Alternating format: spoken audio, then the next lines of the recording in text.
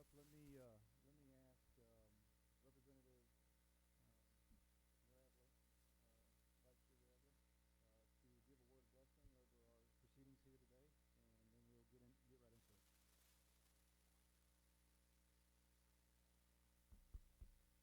Let's ask the Father to bless us during this meeting time. Father God, we thank you for this opportunity to get together and discuss the law, discuss policy, Father God. We know that you are the giver of law. We ask that you bless all families represented in this room. Open our minds to your spirit that we may deliberate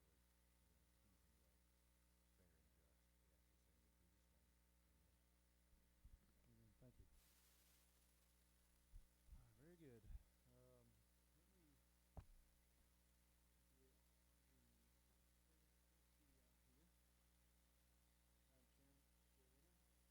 Let me get the presidency here. Madam Chairman, appreciate you being here, Chairman Rich. The LC that I have for House Bill 478 is LC 441884S. Is that the one you're working off of? Let me get your mic on. Is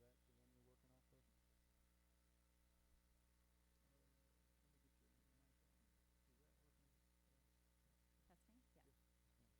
Yes, that is the correct LC number that I'm working from. We've got, Madam Chairwoman, we've got 2 people signed up to speak to the bill. So I would ask that you give us an overview of what your bill does, and we'll call the folks talking to the bill and against the bill, if any, and then we'll move forward. Okay, thank you very much, Mr. Chairman and members of the committee. House Bill 478 is a bill that revises our evidence code to enhance the evidentiary standards for admitting testimony in criminal cases, such that the standard is the same for criminal and for civil cases.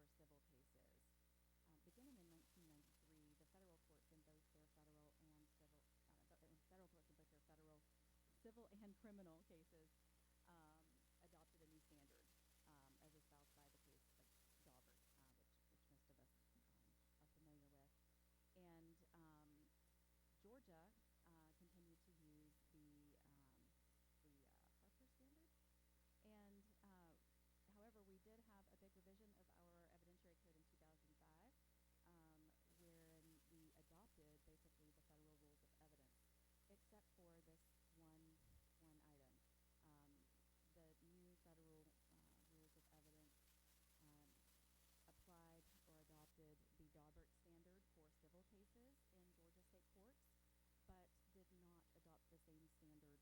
2005, wherein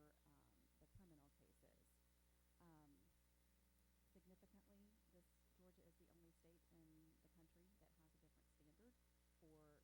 the federal rules of evidence, except for this one item. The new federal rules of evidence applied or adopted the Daubert standard for civil cases in Georgia state courts, but did not adopt the same standard for the criminal cases. Significantly, Georgia is the only state in the country that has a different standard for their criminal cases and their civil cases, and this is a correction that has been long overdue. The result is that the standard that Georgia is using for its criminal cases allows testimony, expert testimony that is not has not been proven reliable. It is a different standard that tends to allow in expert testimony that has been proven faulty in cases over the years. Specifically, in Georgia, we have had 39 documented exonerations, according to the National Registry of Exonerations, over the past 3 decades. And at least 25 of those wrongful convictions were due, at least in part, to this faulty forensic evidence that was allowed in under the old standard. Since 1989, that means that 64% of wrongful convictions in Georgia were the result of this standard. That's 25 people who lost over 312 years of their lives and cost Georgia taxpayers over $6.2 million. So, like I said, this is a change that is overdue. It's something that it's ironic that we treat cases involving money damages with more seriousness and with a tougher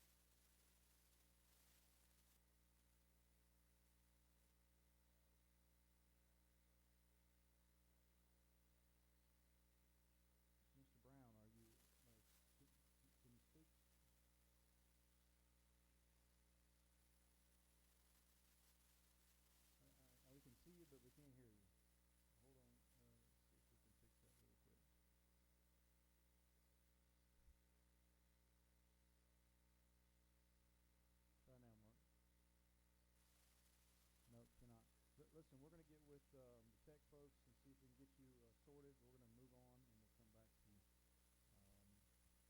Mrs. Jill Travis from Gatchel, you got signed up to speak. Would you mind coming up and giving us your background?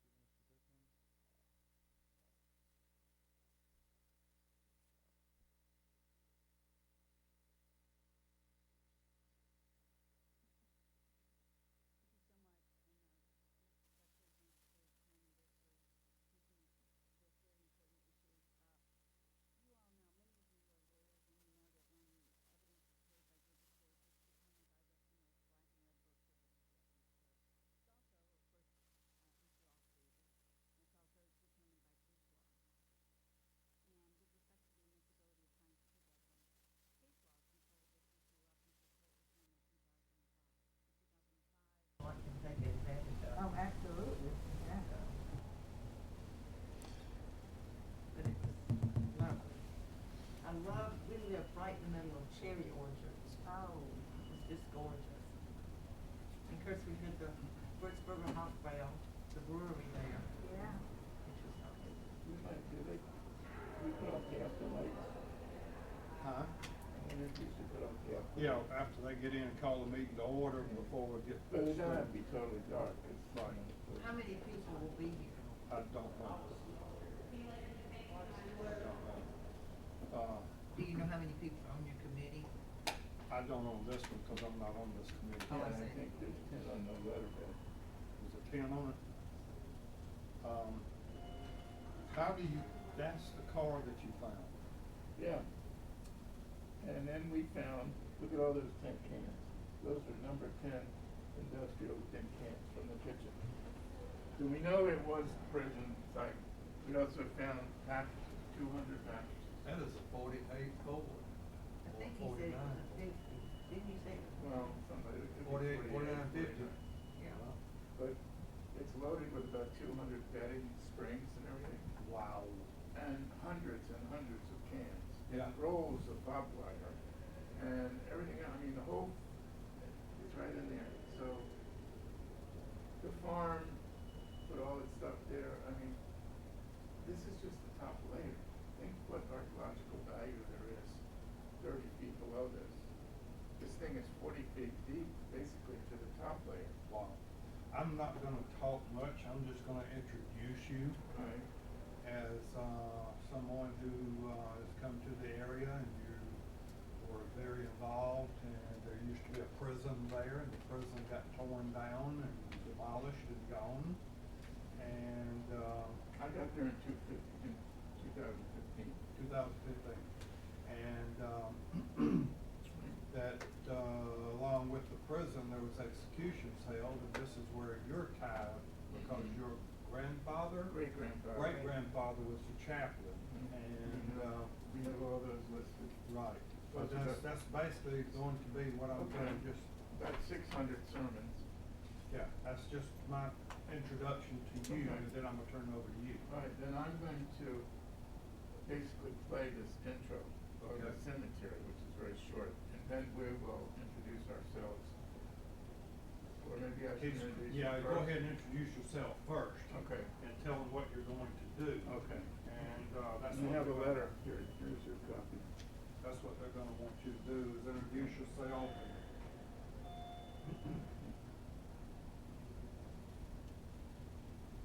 Well, you know my background. I mean, I was born in Piedmont Hospital, around the corner, I guess. How about that? And but spent most of my life in the entertainment business, and came back to Georgia really for the history. When you were born at Piedmont, your family lived in Marietta. Marietta. And interesting enough, I was born in 47. Granddad died in 49, 90 something. So I was born in 52, so I'm not that far behind you, Ed. yeah, but my dad couldn't get a job after World War II, a decent job. So Carl Benson was our second cousin. How about that? So Carl said, I'll get you a job at the Veterans Administration if you want to move to Washington. So 1950, after Granddad had passed, the patriarch of the family, we moved to Maryland and stayed there until I went off to college and then went to New York and Hollywood. Now, are you going to do any presentation? Yeah, we're going to talk together. Okay, okay. Once we get into the plat and the graves, this is the second part of that. But, And that's a drone photo of the cemetery property, and it's showing a lot of graves. yeah, this is the plat. Yeah, In I'm looking 96. at the plat. This one is the west side, this side here, which shows a lot of graves. And this is the plat placed over a Google map today. Mm-hmm. So we know this boundary is fine, the pasture line, and it's in the Meads Road line. It's this line here that this is where the gully is. It Wow. extends over. See right here, there's the gully. Yeah. And the plat comes all the way out to here. So, part of our requests are to explore that area and take down that fence. It's not much of a fence, but it's all listed here. But I think one of the sticky points is that somebody needs to tell us, give us some kind of stewardship sanction, I don't know what it requires, so that we can continue to do this. I mean, Well, this is where this committee is in charge of all state properties.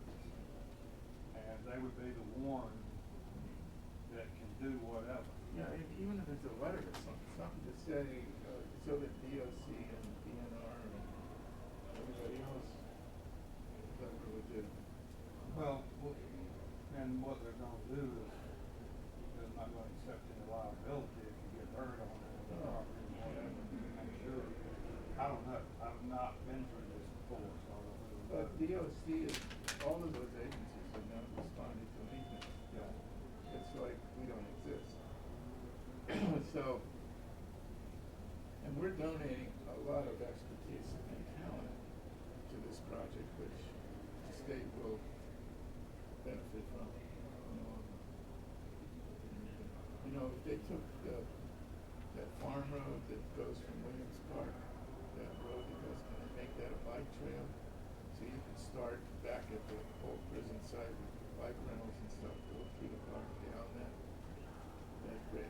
road, and then down our history trail, and then down the Station Road Road. Yeah. What a great benefit for the cycling community.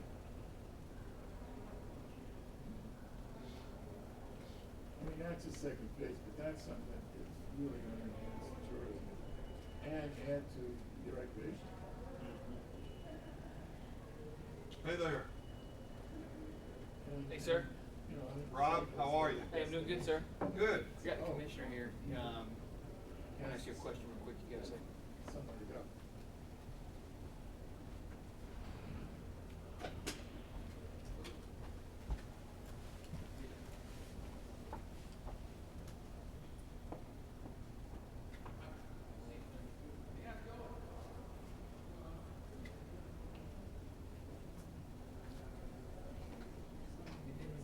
Really not. I just read that afterwards. There was questions.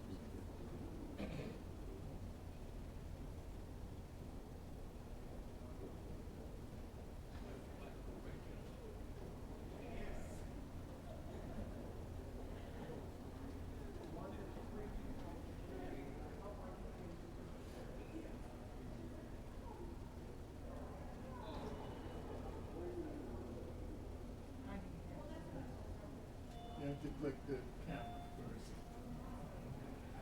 Once it's on camera, you gotta move it over to video.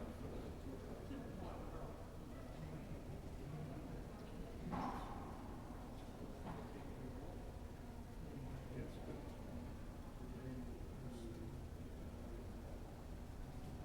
if it cuts off, you gotta go back in. You want it on video. Yeah, you gotta slide it over to video.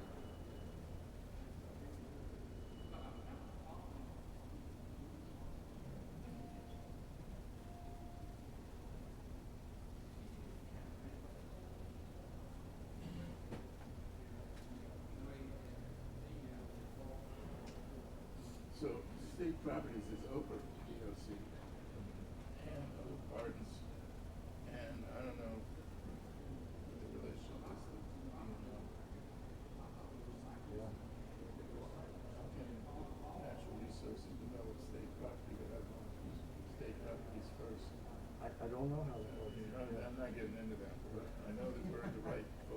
I know we're at the boss, okay? That is a mystery that nobody is allowed to know. Well, and again, the Department of Natural Resources, the Historic Preservation Commission, is totally changed. Yeah, I know. So they're trying to figure out what their chain of command is. Hey, on that Oh, over. yeah.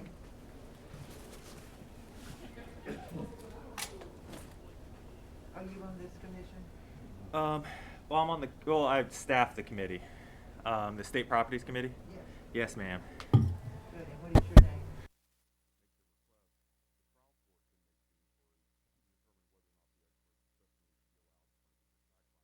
And just one follow-up, would you say that in the long run, because I'm just appalled personally about bite mark evidence being admitted in courts across this state.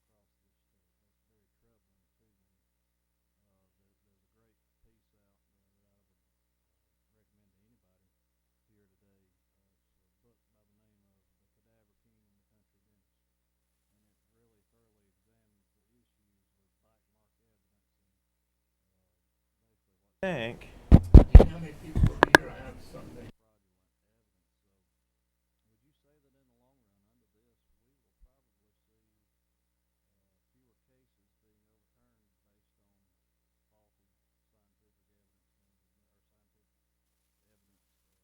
cases being overturned based on faulty scientific evidence or scientific evidence through testimony being admitted in the trial?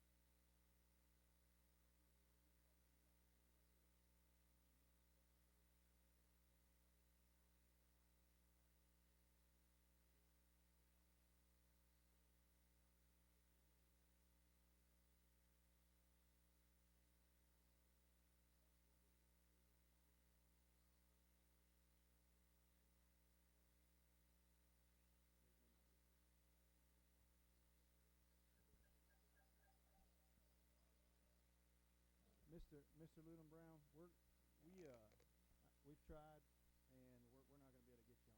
I apologize for that. I think that we have had enough discussion about this. We've got both the defense attorneys and PAC who are in support of this bill. Chairwoman Rich did a good job of explaining what the bill does. We're putting ourselves in parity with federal law. We're putting a standard in that we protect civil money damages with a higher standard than we do liberty. So, I mean, it really, for me, boils down to that. We're taking a standard and raising it to a reliable expert testimony. That's the bill. I'm going to turn it back over to Chairwoman Rich for closing comments, and then I will call the question. Chairwoman Rich.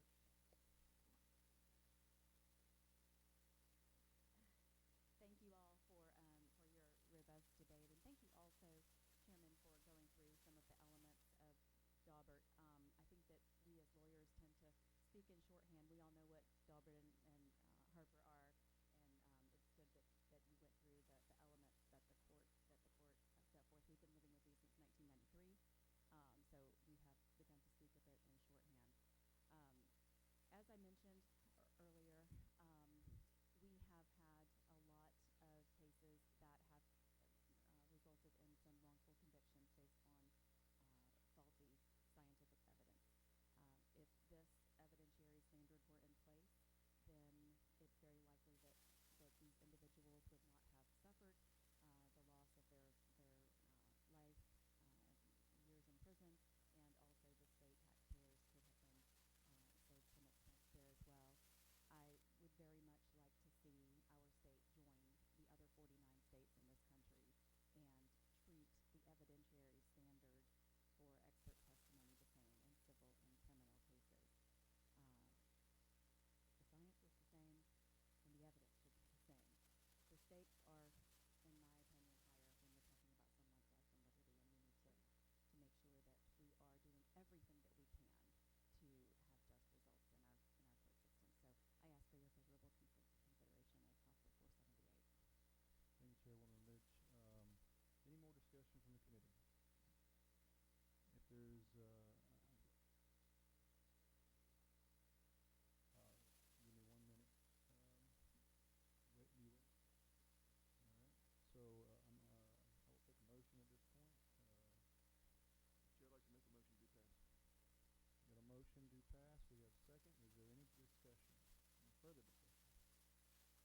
Any further discussion? Well, good afternoon and welcome to the State Properties Committee. We are going to have a sign-up sheet here in just a moment, and while we're getting ready, we're going to do the Red Hill Prison Cemetery hearing first.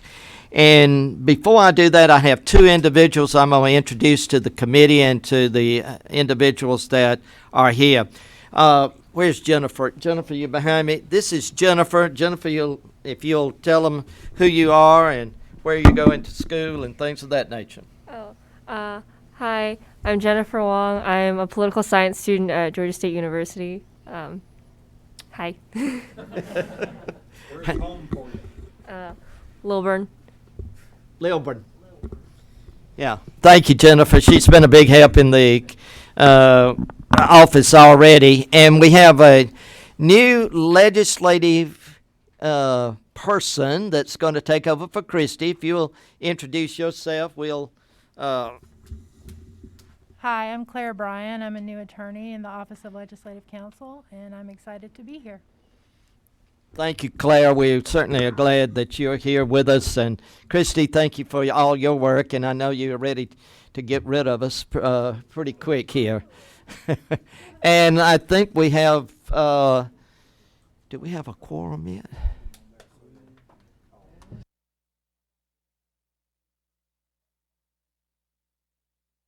Is there another letter that I gave you? Yes, she's got the extra. I don't have my own. Thank you.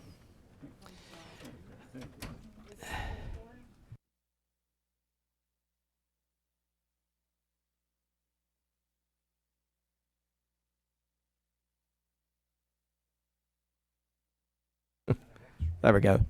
Thank y'all for coming today. And there's a great deal of interest that we've heard from, and Representative Rick Williams has been instrumental in pursuing this particular issue and has talked to me many times on this issue. So I'm glad that he's here today. And if you want to set the stage for this, and then we'll go right into this hearing. Certainly. Thank you, Mr. Chairman. I'm going to introduce Mr. Ed Atkins. He's here. Mr. Atkins' grandfather was the chaplain at the prison in Milledgeville many, many years ago. Oh, okay. He also has all his grandfather's old sermons where he preached. And he was chaplain to prisoners that were being executed. So he actually walked them to the death chamber. So Mr. Atkins has a long history with Milledgeville, with the state prison that was in Milledgeville, that housed Old Sparky, and Old Sparky is now down in Reedsville. But I could go on and talk about Mr. Atkins, but I don't want to take up his time. I want to turn it over to him and let him introduce himself and a little bit of his background. Then he has a little presentation and some things that he's going to show you. Well, we are also glad. Thank you so much for that. And we have the Commissioner of Corrections here, Tim Ward, and his entourage, and we're delighted to have them. And we're going to hear from him in just a few minutes as well. Mr. Atkins, I'm going to let you go ahead. Okay. And, Is my mic on? You can hear me? Thank you.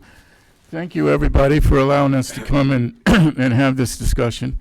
As Rick said, my great-granddad saw 144 men electrocuted and was there for 14 years, providing a ministry to the prison, and also refurbished that cemetery, planted all those white rose bushes around the perimeter, actually gave a white rose to each man in the chair before the switches were pulled.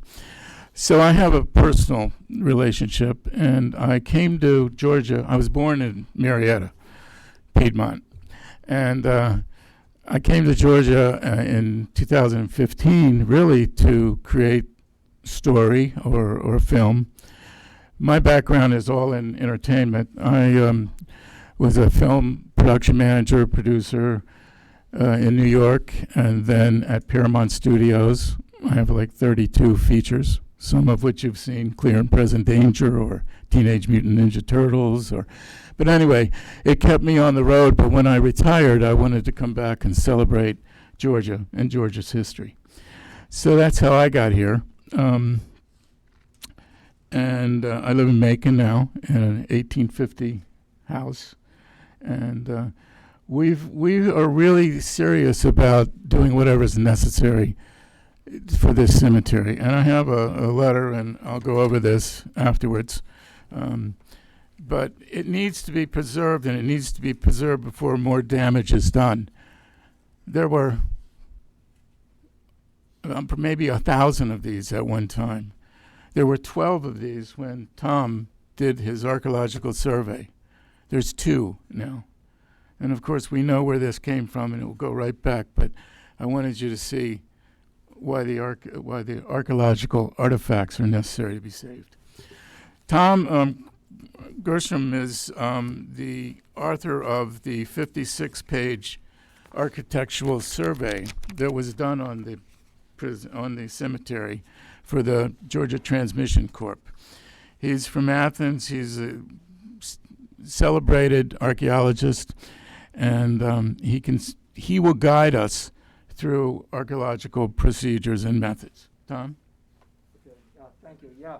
And Here, come up to here. Yeah, we need you at the microphone. This we're being screened all over the state. Yeah, I was first introduced to the cemetery in late 2015 and investigated. Tell us your name. Okay, Tom Gresham. I was at the time, I'm recently retired as president of Southeastern Archaeological Services, a private consulting firm here in Georgia.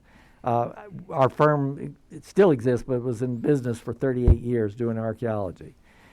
And one of our clients has been the Georgia Transmission Corporation that built power lines, unfortunately, sadly, through the cemetery back in the late 70s. And we were hired. Yes, that's the power lines. And you're seeing the power line corridor there. We're going to show a little video.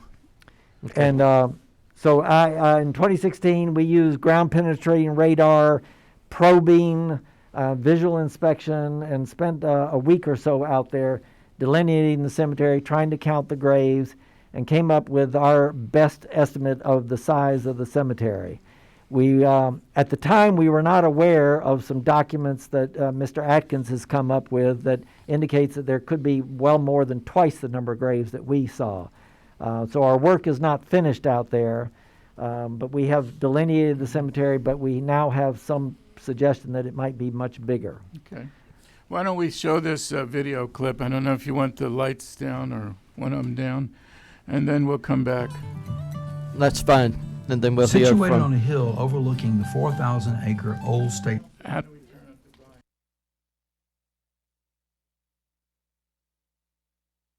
prison farm in Milledgeville, the Red Hill Prison Cemetery is home to over 600 graves of incarcerated men and women who died at the prison between 1911 and 1936.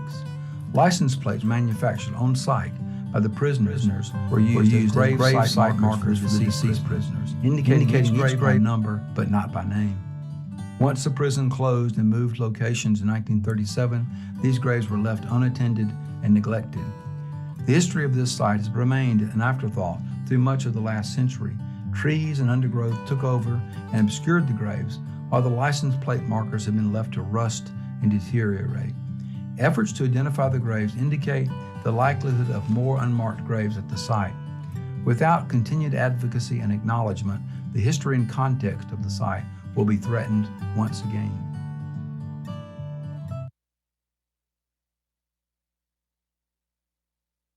I want to go over, I need a little bit of light to read.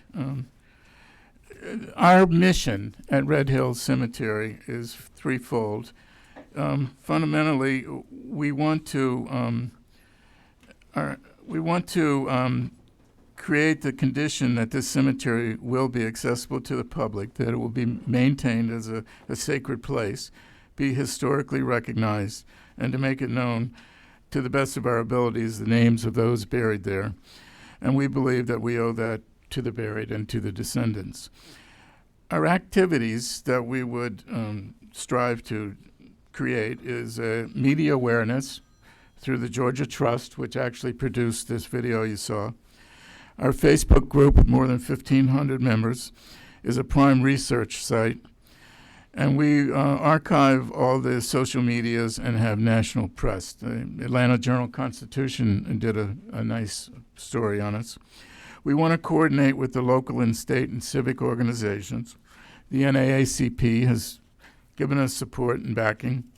And we want to establish and continue our educational research relationship with the University of Georgia and Georgia College and those experts in the field.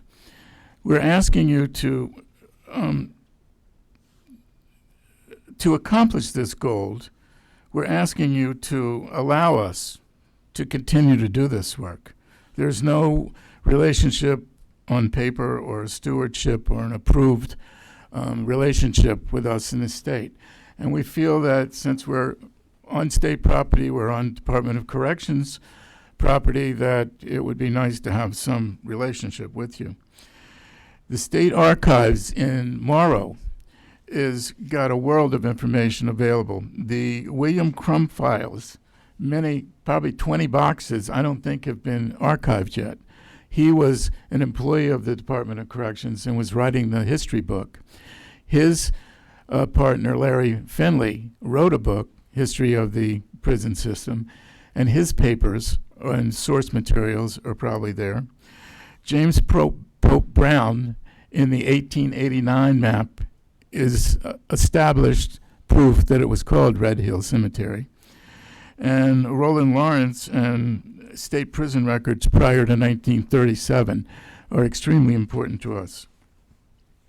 So I think it'd be a good stopping point to talk about what we need to do. You'll see we've cleaned it up drastically. We've put orange flags in both sections. And what we're looking at now is the eastern section where there is a fence. SHPO put that there after Tom's survey was done, I guess to protect people from walking into the gully, but also it was probably the state plat that dictated that. This is a copy of the State Properties Commission's plat in 1996, which defines the areas of the cemetery. This is those. If you could talk into the. Okay. the mic All right. there. This is the plat overlaid over a Google map to show you where the boundaries are right now. But okay. So the proof of the cemetery is been established by the State Properties Commission, and that's really important to the future of it so that we know. But this eastern fence here needs to come down. We need to take that fence down, which is not much of a fence, and explore that area up to the soccer field, because we feel that that's a prime place for more graves.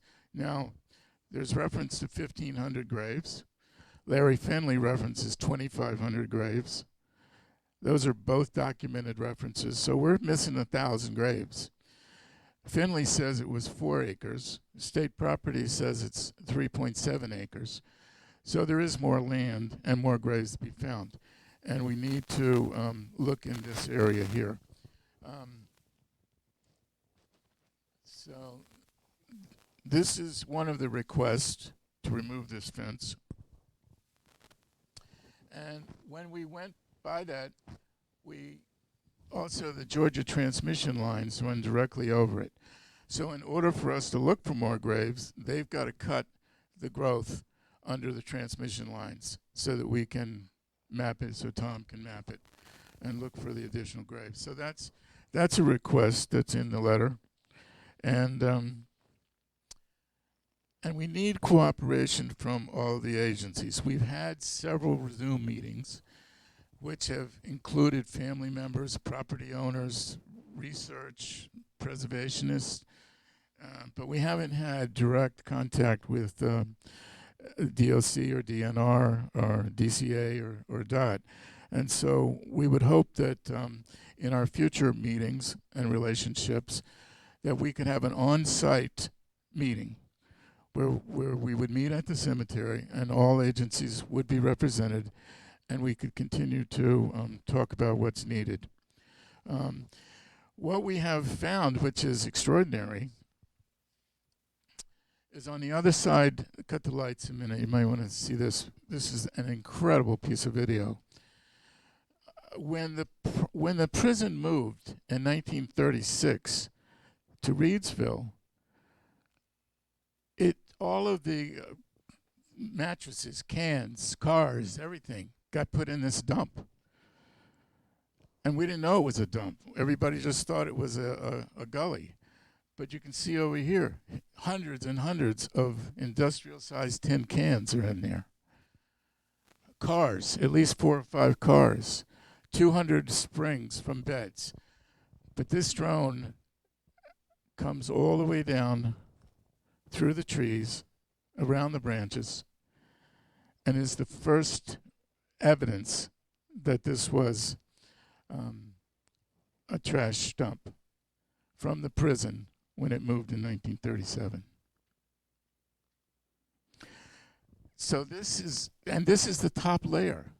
Imagine what's under 20 feet below that or 30 feet below that. Think how far back the archaeological artifacts go in this gully. So we're asking permission to explore and to archive this gully and to work with the state to see that it's protected, because treasure hunters and other people, once they find out, are going to be down there. There's liability. So, but it is an important discovery, and we discovered it last week. So, and security is a concern. The pasture line is safe with the fencing. Meeks Road is safe. The gully actually takes the eastern part of it, but we need a fence where the Meeks Road turns into a dirt road, and with that gated fence there, that would keep all the cars that come down at night and park at the end of Meeks Road. It would keep them out.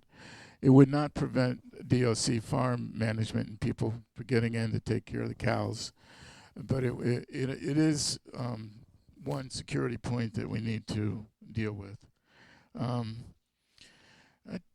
That basically is what I wanted to tell you. This gully is actually extraordinary, and we hope that.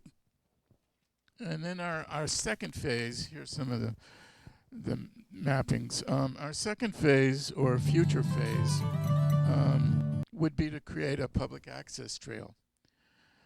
The old prison farm in Williams Recreation Park would be an ideal place to have bicycle kiosk, rent bikes or whatever, and come across Williams Park and down the long farm road that intersects with Meeks Road, and then down our new historic trail by the cemetery, and then down the old Stagecoach Road.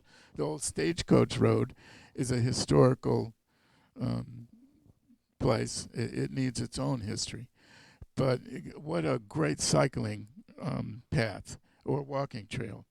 And that's going to really increase the tourism of that area and the park. So, Tom, would you like to talk more about what you think we can do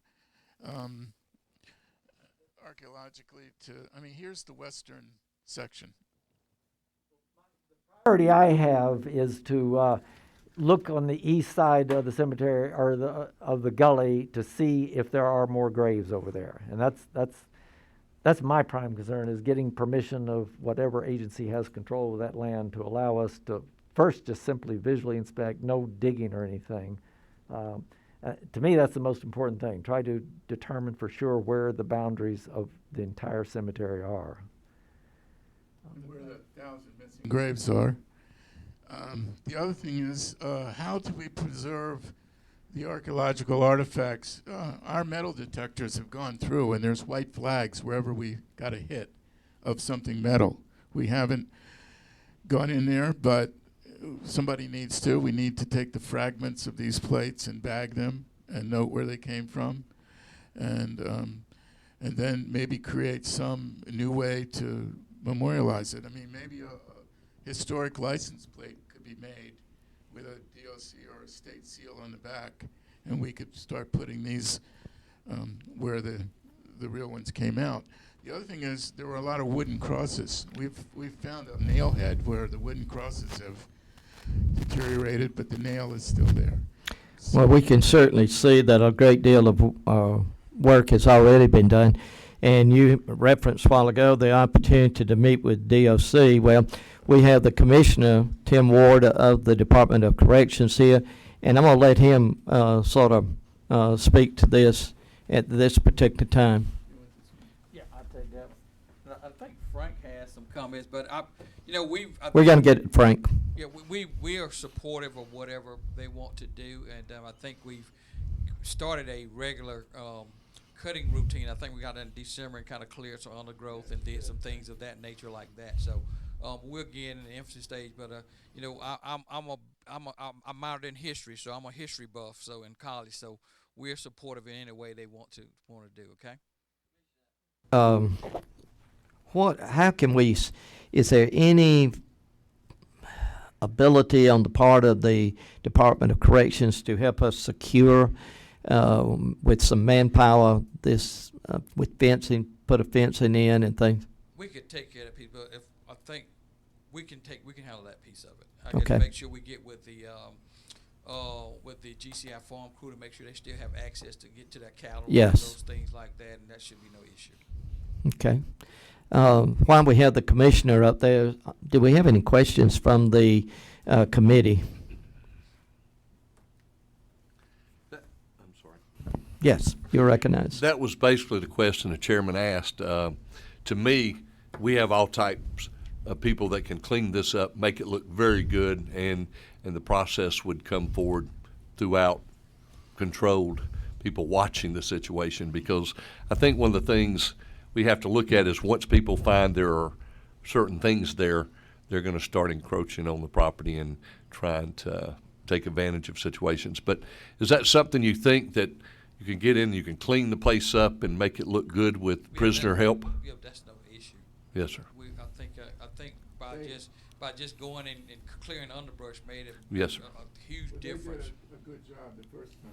Great. Yes, sir. We have been out there now putting flags, and DOC had done that first cutting, and we appreciate that. And I think we got, as far as securing some fencing, that would be minimal for us to do and to take care of that piece. And one other question that has come up, Commissioner, what do we have to do to give them the ability to work on the site? Do we have to, all right, I see. That would be Frank's. That's going to be our man too. Okay, I'll save that question for him. Do we have any other questions from the, all right, Representative Gilliard. Thank you, Mr. Chairman. Mr. Atkins, certainly, I'm elated as a filmmaker myself that does documentaries, and we're working on a piece that deals with Leo Frank. So this is definitely something that's built on my heart, and I love what you said. Their individuals actually lived, and we should be focused on the persons, retrieving their names, paying homage, for we all have fallen short of the glory of God, and a lot of us just didn't get caught. So I just want to finish to say this. Thank you. Thank you, Representative Williams, because this is a very historical piece. And when you look at the history, especially Leo Frank, to retrieve these names, to clean this up, and to teach people about history. And history is what it is on both sides. Well, it is what it is. But thank you. I'd love to be involved with this, and I definitely support it in every way I can. What I forgot to say was this cemetery, no matter whether it's 1,500 or 2,500, it's 80% African Americans. Thank you, Representative, for speaking. And I'm going to recognize our state properties liaison, Frank Smith, if you'll come up, and yes, sir, if you'll take that. You know the drill. Yes, sir. Mr. Chairman, committee, I think I was able to speak with Representative Williams and Commissioner Ward prior to the meeting, and Mr. Atkins, I'll give you my card. You have my email address. I know already we've corresponded, but we'll give you a revocable license at no charge for you to go out, continue your work out there, to be in the areas you need to be, to access and determine the extent of the grave site, and develop a plan. And through the commissioner's help for securing, we'll be sure we get the right documentation to have you out there. Because the sheriff has shown up twice. Now our license plates are registered with the sheriff, but we really need more than that. Okay. And Great. the neighborhood, Mr. Meeks and Mr. Aldrich, that own all the property next to Meeks Road, they're very supportive. They're very supportive of what we're doing and would like to participate any way possible. Great. Well, And Frank, we're going to the committee, as chair of the committee, I'm going to appoint a oversight committee here to help and work with them and work with the Department of Corrections. And Commissioner, I can't tell you how much I appreciate you showing up over here like this, and Frank, always for your work on this. And Representative Williams, thank you. Thank you for contacting me. Thank you for keeping me posted. You have really done a yeoman's job in that respect. And to y'all, it's been absolutely just remarkable as to what you've accomplished in the short time. What could we do about this gully to avoid liability for the state and to secure it for future archaeological values? And it has a lot of value. It's that we can do some things there to make it part of, like you said, the old Stagecoach Road and things like that. Very good part.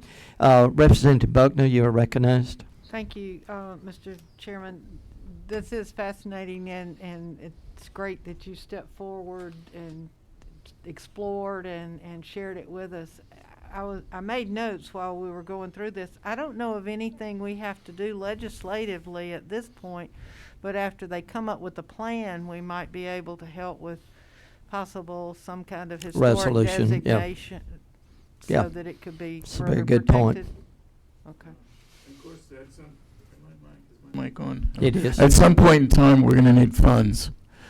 So once our master plan is developed, obviously, we will be working to get some state money behind what needs to be done. We will also work on our own resources for funds and grants.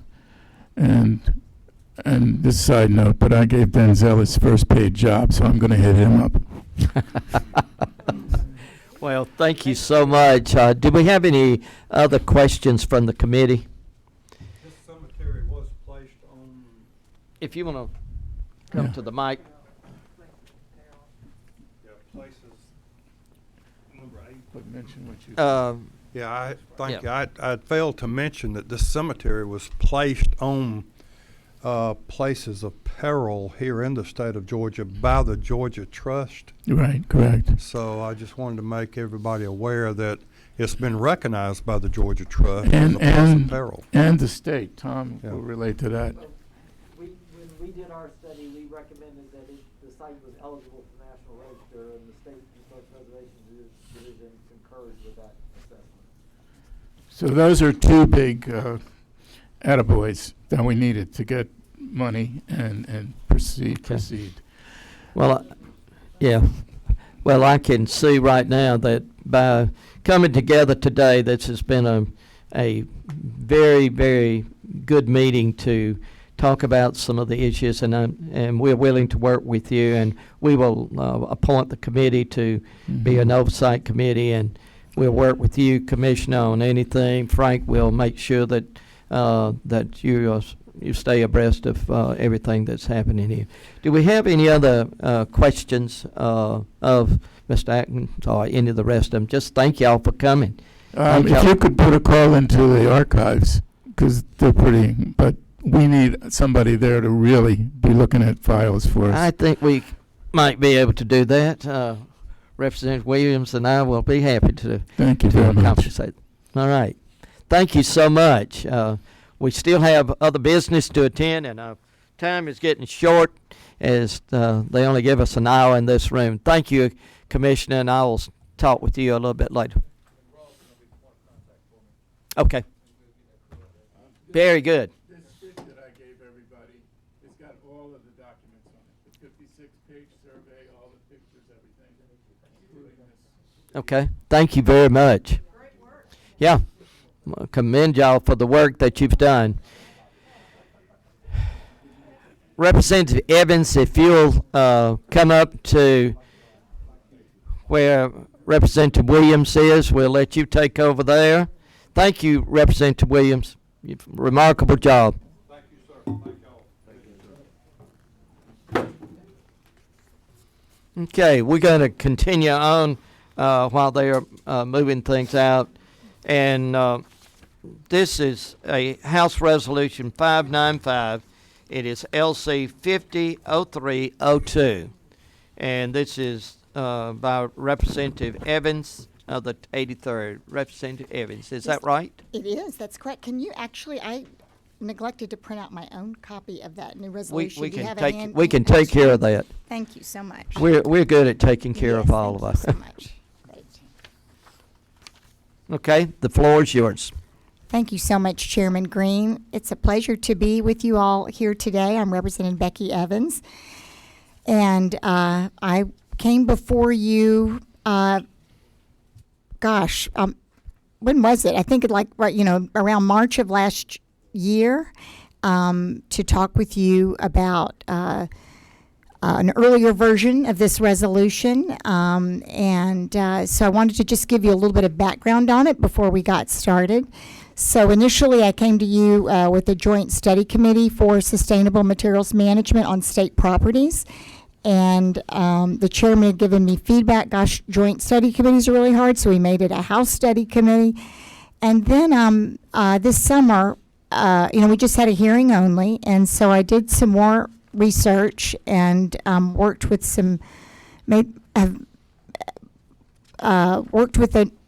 grown so much in my knowledge about how the state works. I wanted to thank several people, some of whom are here today and some of them who are not. I want to thank Gerald Pilgrim. Is he still here? Yeah, there he is. Yeah, great. And those of you you all probably know Mr. Pilgrim well, but I've just gotten to know him this past year, and he is the Deputy Director, Chief of Staff for Georgia Building Authority and the State Properties and the State Financing Commission. And I want to thank Frank. I've gotten to know Frank a little bit better, Frank Smith. But in addition, I want to thank Dedan is here from Georgia Beverage Association, and I think you might remember Kevin Perry spoke in favor of this bill last time. But also I met with John Eunice of the EPD, Lena Chambliss from Recovered Materials Management Program Director, William Cook, Solid Waste Management Program Director, Dominic Bruno, the Facilities Director of the Georgia Building Authority, and I have a report here from City of Decatur, a waste characterization study that they did to look at their waste and how they could better recycle all of their waste and their food. And then also talked with folks from the Water Protection Branch of the Georgia EPD and the Land Protection Branch of Georgia EPD and the Manager of Sustainability and Corporate Social Responsibility at the Georgia Rural Congress Center. So it's been a lot of interesting conversations about how we're doing sustainability on state properties. So I'm going to pass around. I just have 2 short articles that you all can look at your leisure about how our schools are doing a good job. The children are leading the way for us with sustainability and food composting. And then I just have 1 copy for everyone, so we can just pass it around. And then this is an example of a waste characterization study. So that was one of the missing pieces of the puzzle when I was doing my research for this bill, is that if we'd done a study committee, we would have done a waste characterization as a part of it, and there would be a cost associated with that. And that was all kind of like, how does that work? I wasn't sure about that. So and also that last bill was about state properties, and what in our research we realized that is just too big of a task to do a study right now on all state properties or even choosing a state park property. In our research, we realized the state of Tennessee is doing a very good job with doing sustainable materials management on all their state properties, but it was a result of a revised solid waste plan. So one thing I want to take to Chairman Smith and to encourage us all to consider is that Georgia could use a new solid waste plan to look at materials management throughout the state. And as we go through the resolution, there really is great business potential in doing a better job with all of our state properties and recycling materials. But let's see, before I get into it, let's see if there's anything else I wanted to say.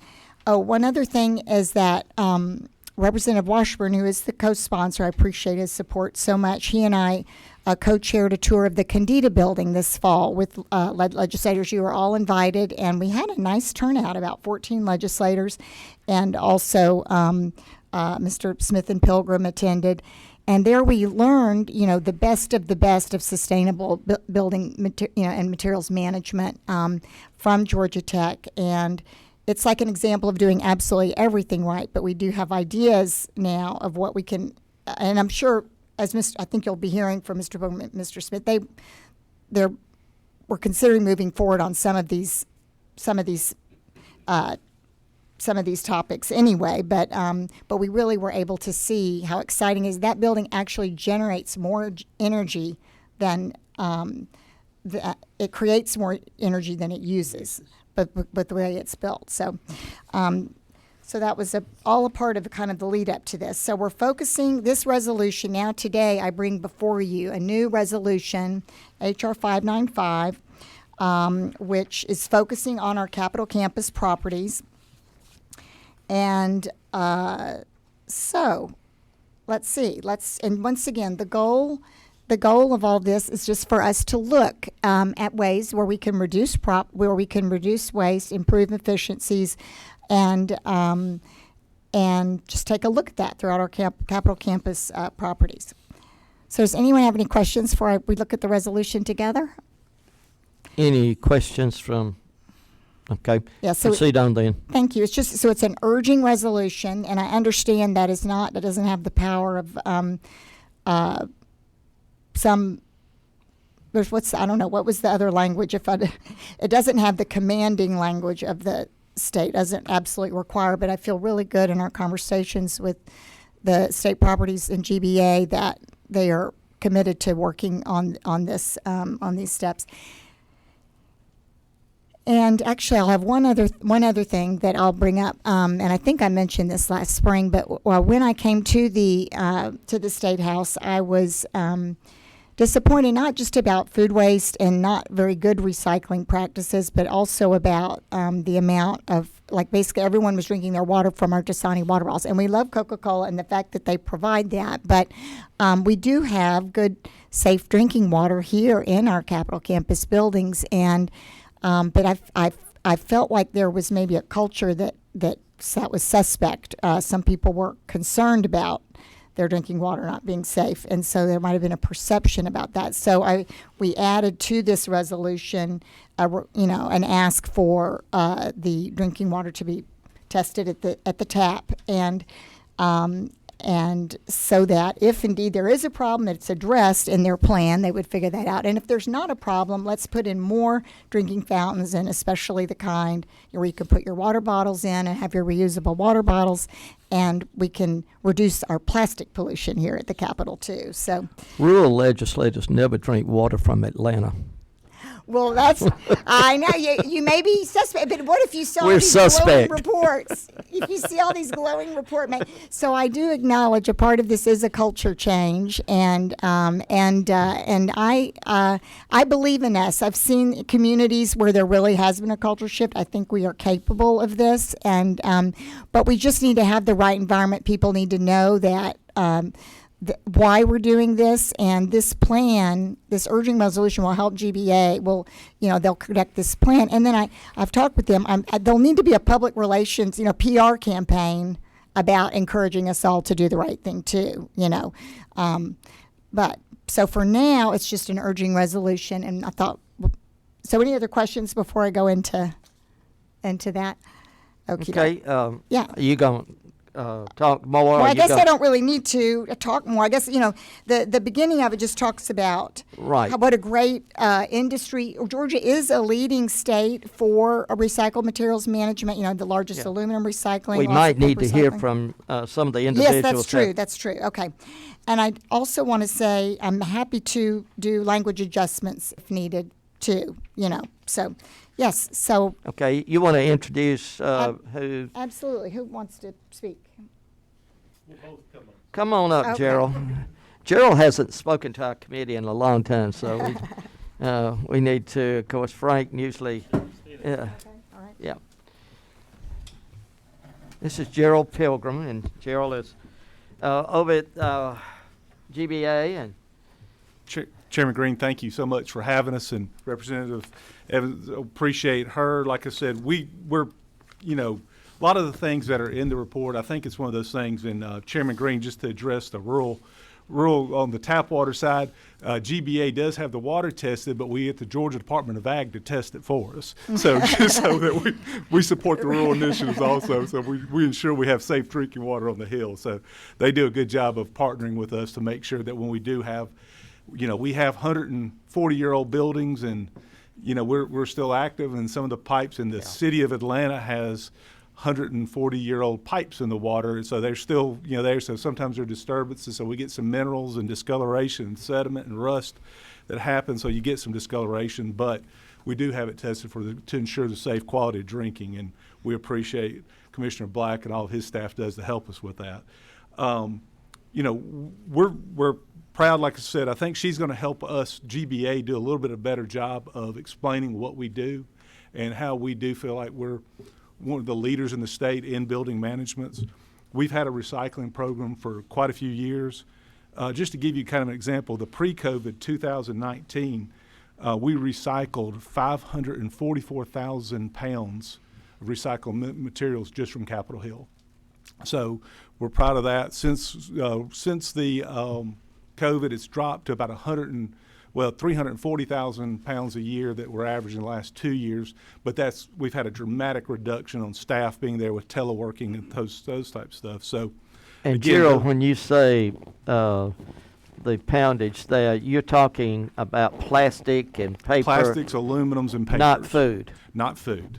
No, sir. The food services for GBA up until Tuesday after session started was operated by a private vendor.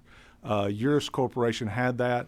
They actually had canceled their contract back in October. They pulled out, and we actually, GBA, assumed all operations of the food. So some of the things that Representative Evans about working with some of the industries on trying to help composting, get some of these materials out to the farms and to be able for souls, we'll be able to have direct control and not input a burden on a contractor. So we will be able to help her with that and help educate and us learn a little bit more about that part of it. We have not done the composting side, but we have opportunities with us running the food service. That is something that we can look at. And I believe Corrections is doing the composting at Forsyth.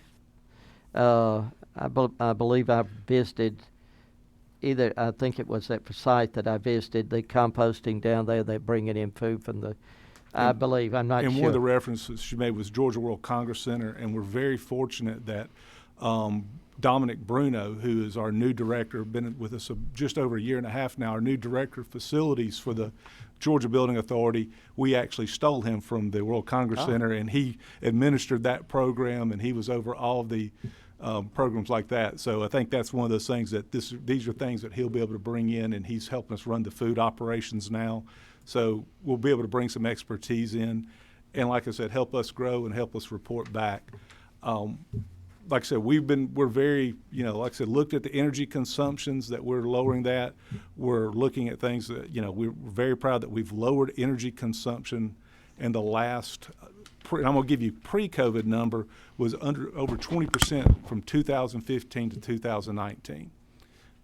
Since COVID, I mean, we've reduced it by 35%, but again, those are inflated numbers, so we won't take that as a victory. But again, a lot of the stuff that Representative Evans and the other representatives are wanting this thing, these are things that we're excited to work on. We have got Anna Shrews, who's our new communications person, who we've kind of tasked her of help putting it together. And so the will of the committee and the will of the legislature, but we're ready to help proceed with this and be able to try to get information and actually use this as a learning tool for us to improve our operations. Very good. Any questions of Mr. Pilgrim Hill? Any questions? Okay. No? No, sir. I think you said it great. Okay. Would you like to say anything? Yeah, I think he's very prepared to say something here, and we're going to give him that opportunity. Thank you, Gerald, Mr. Pilgrim. Appreciate that so much. Frank, thank you. All right, you want to tell the group who you are, Yeah, good afternoon, Chairman and Committee. Take your mask off. It's okay.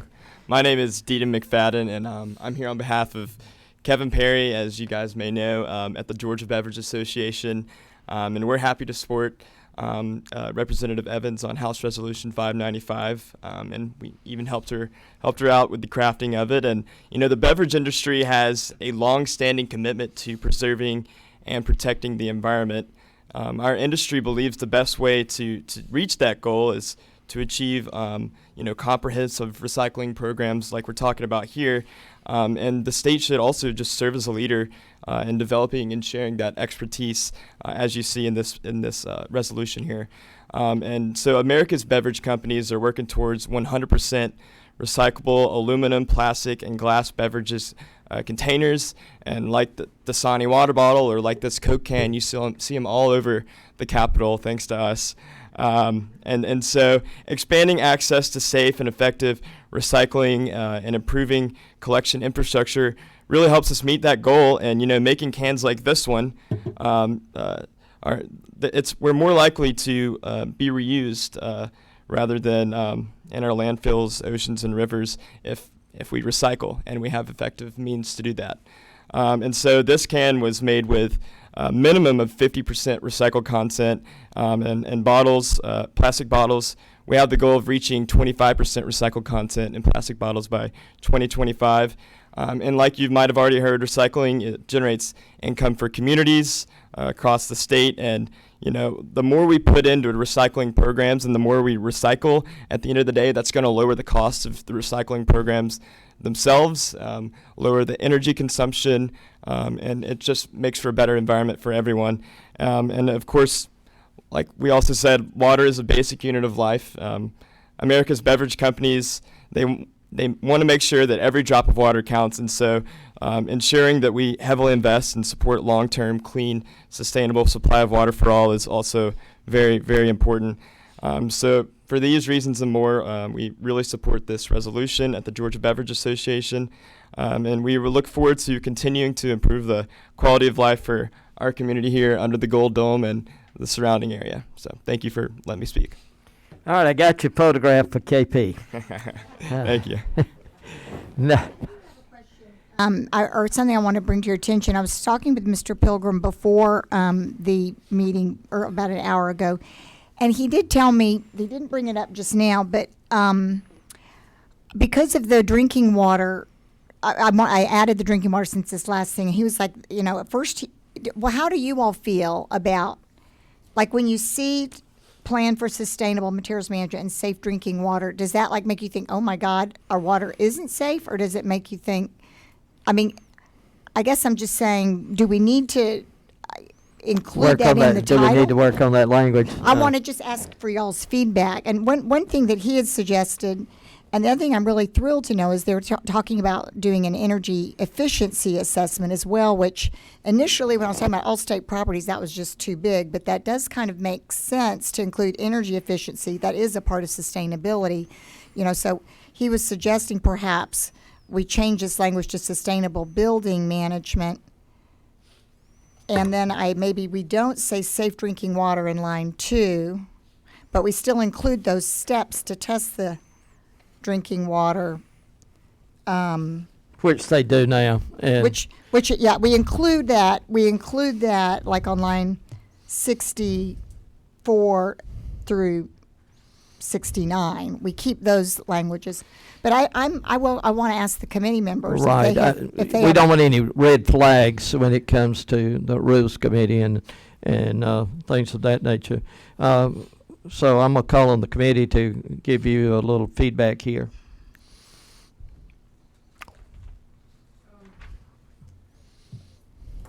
I think changing it to sustainable building management on the Capitol campus properties would be a fine change, and that would actually, besides the fact that it would prevent any kind of concern about safe drinking water, it might open it up for other opportunities for energy efficiency and that kind of thing without having it explicitly stated. Mr. Pilgrim, you need a copy of the resolution. No, Mr. Chairman, yes, and I did, and I apologize. Like I said, I deferred to the will of the committee on those type of things. I never, we're not going to ever be presumptuous to recommend language in the bill unless we've submitted some information to you prior. Okay. But no, Representative Evans, thank you for mentioning that. But I think that would be the one thing. And then if there's one other thing we could mention, just the last line item, I think we would get the committee to the properties. I think there's a typo in there. Yeah. It's properties committee and the House Properties Committee. I think we have it listed as the House State Properties Commission, and Mr. Smith's already going to be involved in this report, so he doesn't need a copy of it. We don't need to submit it to him. So I was saying, I was looking for some type of closure. So I'd suggested that, but I didn't catch that they had put the Properties Commission there. Okay. To come back to you, Chairman. So we want to, so on line 70, I suggest State Properties Committee.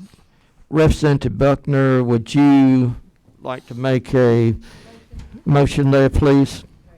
Number I 2. move that we amend line 1 to strike materials management and put building management.